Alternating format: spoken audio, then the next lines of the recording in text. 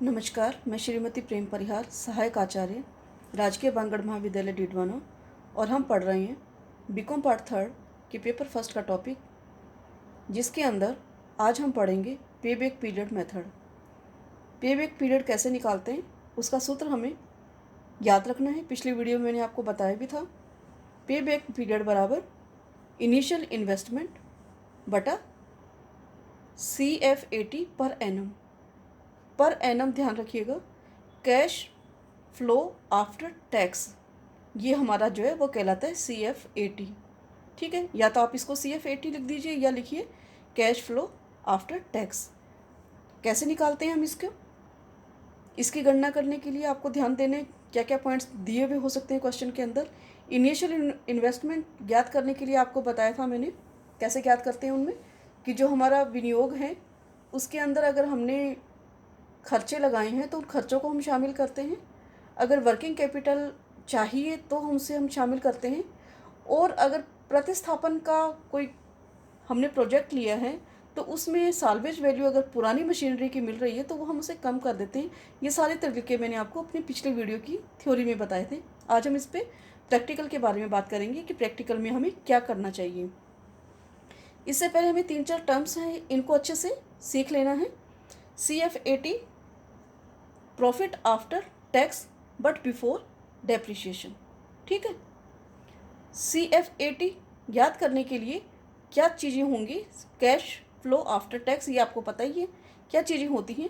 हमें देखना है कि यदि प्रश्न के अंदर डेप्रिशिएशन और टैक्स की कोई सूचना नहीं दी गई है, कोई चर्चा ही नहीं की गई है, तो हम ये मानेंगे कि जो भी लाभ दिया गया है वो कैश फ्लो आफ्टर टैक्स ही है।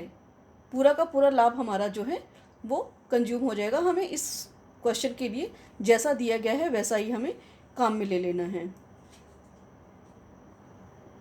प्रॉफिट में से यदि हम डेप्रिशिएशन कम कर देंगे तो हमें मिलेगा प्रॉफिट बिफोर टैक्स। प्रॉफिट में से अगर हम डेप्रिशिएशन कम कर देंगे तो जो अमाउंट हमें मिलेगी वो मिलेगी प्रॉफिट बिफोर टैक्स की। और इस प्रॉफिट बिफोर टैक्स में से यदि हम टैक्स कम कर देंगे तो हमें जो अमाउंट मिलेगी वो मिलेगी प्रॉफिट आफ्टर टैक्स।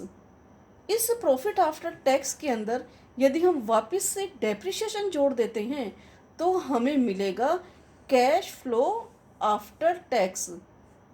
और ये ही हमें चाहिए पे बैक पीरियड ज्ञात करने के लिए। पे बैक पीरियड के अंदर 4 तरह की कंडीशन हो सकती हैं। यूनिफॉर्म CFAT अगर दिया गया हो, एक समान अगर लाभ दिए गए हैं, और दूसरा है डिफरेंशियल दिए गए हैं, यानी कि हर वर्ष के अलग अलग लाभ दिए गए हों।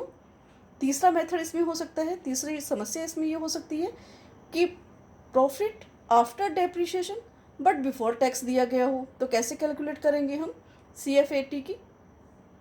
और चौथी कंडीशन हो सकती है profit before depreciation and tax दिया गया हो, तो CFAT की गणना कैसे करेंगे। इन चारों बिंदुओं के अंदर हम हमारे पे बैक मेथड को कैसे काम में लेंगे उसके बारे में जानेंगे हम। तो देख लेते हैं क्वेश्चन है हमारा जिसके अंदर एक समान CFAT दिया गया है, इसकी हम कैलकुलेशन कर रहे हैं। एक समान है इसके अंदर amount. A project has an initial investment of ₹3 lakh. It will produce cash flow after tax of ₹60,000 per annum for 10 years. Compute the payback period for the project. Question हमें कह रहा है इनिशियल इन्वेस्टमेंट जो है 3 लाख रुपए की है, और इस 3 लाख रुपए की इनिशियल इन्वेस्टमेंट में 60,000 रुपये प्रति माह वर्ष जो है हमारे 10 साल तक हमें लाभ मिलता रहेगा, और हमें पेबैक पीरियड की गणना करनी है। पेबैक पीरियड का सूत्र क्या है हमारा, इनिशियल इन्वेस्टमेंट बटे CFAT। मैंने आपको बताया था कि अगर समान हो तो इससे हम भाग दे देंगे। 3 लाख को अगर 60,000 से हम भाग देते हैं तो 5 साल इसका जो होगा पे बैक पीरियड होगा, और ये हमारा राइट आंसर होगा। ऐसे ही हम इसके दूसरी कंडीशन की चर्चा कर लेते हैं। दूसरी कंडीशन जो है हमें दी गई है वो क्या दी गई है, डिफरेंशियल CFAT अगर दिए गए हों तो ऐसी दशा के अंदर क्या करेंगे हम? क्वेश्चन देख लीजिए हमारा। Project Z has an initial investment of ₹5 lakh. It's cash flow for 5 years are, अलग अलग साल के इसमें दिए गए हैं 120 lakh, 150 lakh, ₹110 lakhs and ₹1 lakhs and ₹80,000। 5 साल के हमें कैश फ्लो दिए गए हैं और इसमें 5 सालों के अंदर पहली साल में है 1,20,000, दूसरे साल में 1,50,000, तीसरे साल में 1,10,000, चौथी साल में 1 लाख और 5वीं साल के अंदर 80,000 रुपये। इनिशियल इन्वेस्टमेंट कितनी है इसके अंदर? 5 लाख रुपए की। और हमें क्या निकालना है? Determine the payback period. Payback period की गणना करनी है। कैसे गणना करनी है देखते हैं हम इसको। इसके लिए हमें थ्योरी में मैंने बताया था आपको कम्युलेटिव स्टेटमेंट बनाना पड़ता है हमें, तो हम स्टेटमेंट बनाएंगे इसके लिए। Statement showing cumulative cash flows के अंदर, और इसमें एक साइड में ईयर्स आ गए हमारे, CF80 दिया गया है और कम्युलेटिव प्रॉफिट्स आ जाएंगे। पहले साल में कितना लाभ है क्वेश्चन देखते हैं। 1,20,000 का 1,20,000 लिख दिया, दूसरे साल में 1,50,000 का 1,50,000 लिख दिया, तीसरे साल में 1,10,000 का, चौथे में 1 लाख और पाँचवें में 80,000 का। ऐसे ही हम लाभ लिख दिया हमने यहाँ पे। अब इसको कम्युलेट करना है। क्या किया जाता है कम्युलेट के अंदर? पहले साल की अमाउंट ऐसे की ऐसे लिख दी जाती है, यानी 1,20,000 के। दूसरे साल के अंदर हम क्या करेंगे? दूसरे साल के अंदर जो है हमारी 1,50,000 प्लस पिछले साल का 1,20,000 कम्युलेट करना है इसको, तो दोनों को हम जोड़ देंगे तो हमारा आएगा 2,70,000 रुपये। अब इस 2,70,000 के अंदर तीसरे साल में हम क्या करेंगे? तीसरे साल में हमारा 1,10,000 है और पिछले साल का कितना था? 2,70,000, और यहाँ कितना हो जाएगा इसमें जोड़ेंगे 1,10,000 तो 3,80,000 रुपये। और चौथी साल के अंदर लाभ है 1 लाख रुपये, और पिछले साल कितना था? 3,80,000, और इस साल जोड़ेंगे 1 लाख रुपये तो 4,80,000 रुपये। पाँचवीं साल में हम करते हैं, पाँचवीं साल के अंदर क्या आएगा हमारा? 80,000 का है लाभ, और पिछला लाभ कितना है? 4,80,000, और 80,000 हम जोड़ते हैं तो 5,60,000 रुपये हो गए। अब हमारा इनिशियल अमाउंट कितना है? 5 लाख की।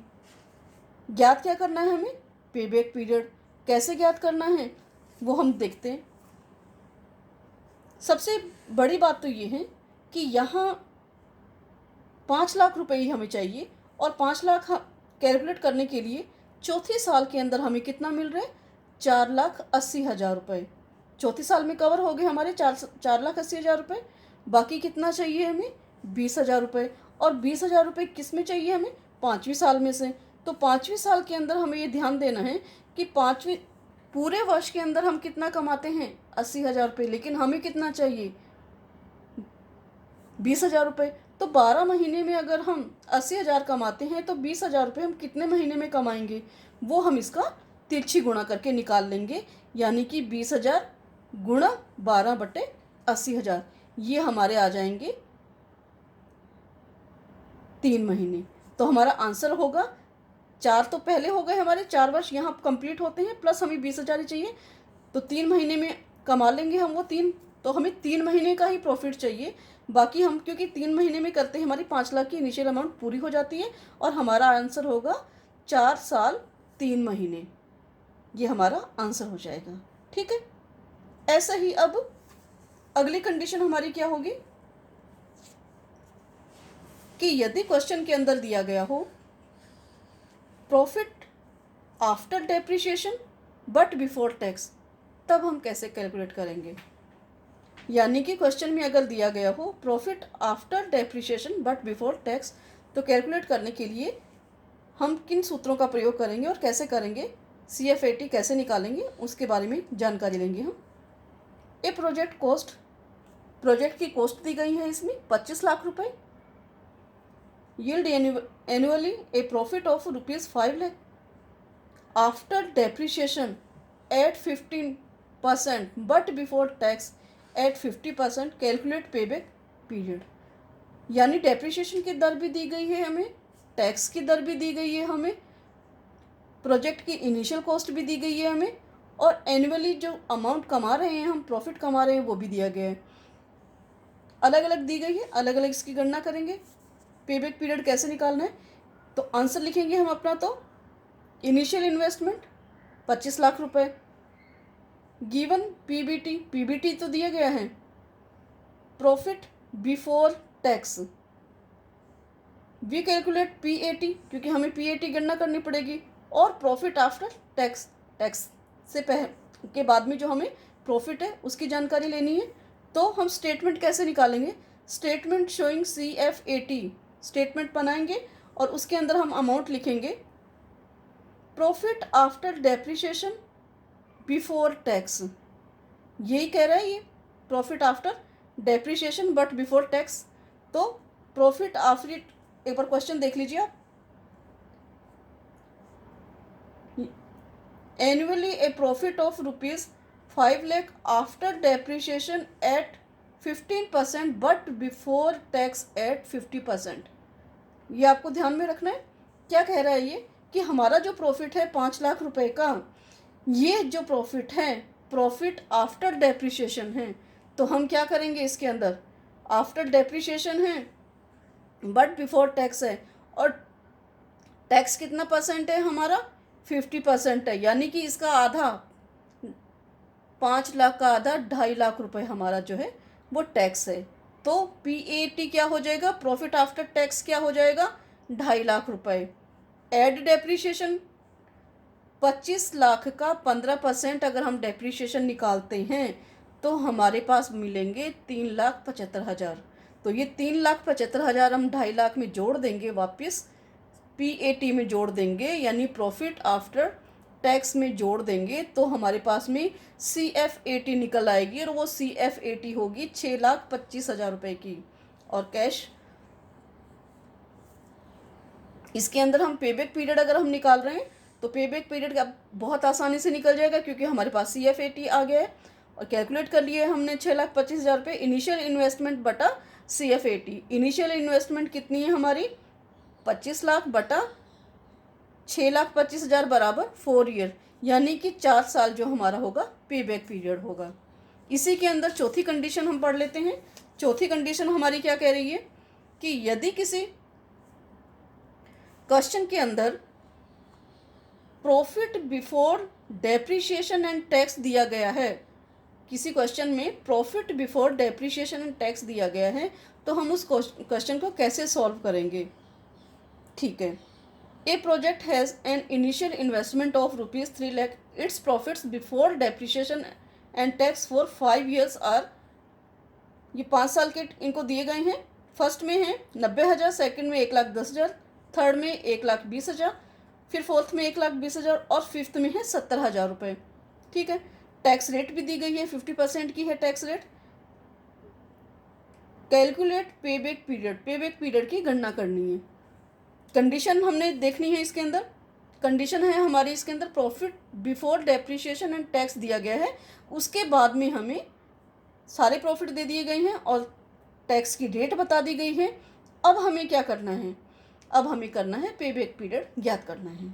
सो क्वेश्चन के अंदर क्या क्या दिया गया है, so when we calculate CFAT ज्ञात करने के लिए हमें क्या करना चाहिए, पीबीटी दिया गया है, प्रॉफिट माइनस डेप्रिसिएशन जो होता है वो पीबीटी होता है।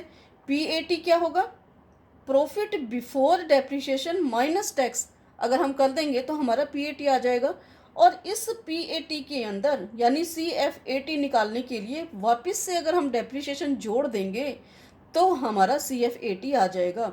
और क्वेश्चन चूंकि अलग अलग ईयर्स के लाभ दिए गए हैं, इसके अंदर प्रॉफिट्स दिए गए हैं, उसमें से CFAT की गणना करने के लिए हमें एक टेबल बनानी पड़ेगी, एक स्टेटमेंट बनाना पड़ेगा जो CFAT और कम्युलेटिव CFAT की गणना करेंगे। क्योंकि 5 साल में यूनिफॉर्म प्रॉफिट नहीं दिया गया है, अलग अलग दिया गया है।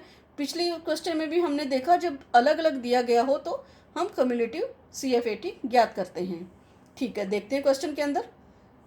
टेबल बनाई है हमने, स्टेटमेंट बनाया है हमने, ईयर्स डाल दिए एक तरफ, profit before depreciation and tax डाल दिए, 5 साल के अंदर पहले साल में 90,000, दूसरे साल में 1,10,000, तीसरे साल में 1,20,000, चौथे साल में 1,20,000 और पाँचवें में 70,000। डेप्रिसिएशन कितना निकालेंगे हम? 3 लाख का। देखो हमारा यह इनिशियल इन्वेस्टमेंट कितने का है? 3 लाख का। प्रॉफिट कितना दिया गया है? कितने सालों के लिए दिया गया है? 5 साल के लिए। तो हम इसको 5 साल का मानते हुए सीधी रेखा से डेप्रिसिएशन ज्ञात करेंगे। सीधी रेखा का मतलब कि हम इसके अंदर 5 साल का भाग दे देंगे। हमारी जो इनिशियल इन्वेस्टमेंट है उसके अंदर 5 साल का भाग दे देंगे, यानी 3 लाख भाग 5 तो 60,000 रुपये जो होगा वार्षिक डेप्रिसिएशन का हो जाएगा। ठीक है, सीधी रेखा से कर दिया हमने। इसमें सभी सालों के अंदर एक समान डेप्रिसिएशन आ जाएगा, 60,000, 60,000, 60,000, 60,000 और 60,000। अब इसमें से हमें पीबीटी निकालना है, यानी कि जो हमारा ये प्रॉफिट दिया गया है उसमें से हम डेप्रिसिएशन कम कर देंगे तो हमारा पीबीटी आ जाएगा। 90 में से कम करेंगे 60,000 तो 30,000 आ जाएंगे। 1,10,000 में से कम करेंगे 60,000 तो 50,000 आ जाएंगे। 1,20,000 में से 60,000 कम करेंगे तो 60,000 आ जाएंगे। 1,20,000 में फिर 60,000 कम करेंगे तो 60,000 आ जाएंगे। और अंतिम ईयर के अंदर 70,000 में से अगर हम 60,000 डेप्रिसिएशन के कम कर देंगे तो पीबीटी हमारा आएगा 10,000। अब हम पीएटी निकालेंगे। पीएटी निकालने के लिए हमें क्या करना है? टैक्स कम करना है। तो टैक्स की रेट कितनी दी गई है क्वेश्चन में? 50%। ये देखिए क्वेश्चन के अंदर टैक्स की रेट दी गई है 50%। और 50% का मायने कि जो हमारा पीबीटी आया है उसका 50% हमने टैक्स देना है। यानी पहले साल के अंदर 30,000 है तो यानी 15,000 हमारा टैक्स होगा। दूसरे साल में 50,000 है तो यानी 25,000 हमारा टैक्स होगा। तीसरे साल में 60,000 है, 30,000 हो गया। चौथे में 60,000 है, 30,000 हो गया। और पाँचवें में 10,000 है तो 5,000 रुपये हमारे टैक्स की हो गए, यानी हाफ हो जाएगा इसका, क्योंकि 50% डेट दे रखी है इसमें। तो ये हमारा पीएटी कैलकुलेट हो गया। अब हमें सीएफएटी की गणना करनी है। तो सीएफएटी की गणना करने के लिए पीएटी में वापस से हम डेप्रिसिएशन जोड़ेंगे तो हमारा सीएफएटी ज्ञात हो जाएगा। यहाँ हमें ध्यान रखना है 15,000 के अंदर डेप्रिसिएशन कितना जुड़ेगा? 60,000 रुपये। सीएफएटी आ गया 75,000। 25,000 के अंदर डेप्रिसिएशन 60,000 जोड़ करके 85,000। 30,000 के अंदर डेप्रिसिएशन 60,000 जोड़ करके 90,000। 30,000 में डेप्रिसिएशन 60,000 जोड़ करके 90,000। और अंतिम ईयर में 5,000 के अंदर डेप्रिसिएशन जोड़ करके 60,000, 65,000 रुपये। चूँकि एक समान हमें नहीं दिए गए हैं इसलिए हमें कम्युलेटिव सीएफएटी निकालना है। तो कम्युलेटिव सीएफएटी निकालने के लिए क्या करेंगे? हम करंट ईयर में पिछले साल का प्रॉफिट जो है वो जोड़ देंगे। हम पहली साल के अंदर 75,000, दूसरी साल के अंदर इस 85,000 में 75,000 जोड़ करके हमारा जोड़ आएगा 1,60,000। तीसरे साल में 90,000 के अंदर 1,60,000 जोड़ देंगे 2,50,000।